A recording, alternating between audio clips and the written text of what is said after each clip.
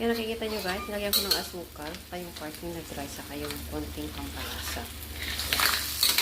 Amoy na amoy natin yung alak na. Black, ano yan eh. Oh. Hindi na kailangan guys ng pampaalat kasi may timpla na yan siya. Ang lalagyan na lang po natin is yung sili. So yan siya guys, lalagyan natin siya guys ng chili yan. Konti lang po ilalagay natin kasi super anghang po ito.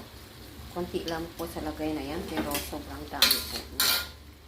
Super anghang po yan talaga as in. Anghang siya. Ayun po. Oh, diba? So, yan na siya guys. Tignan nyo naman yung aking tahong. It's so delicious. Yes. Alright. So, pakulin lang po natin siya guys.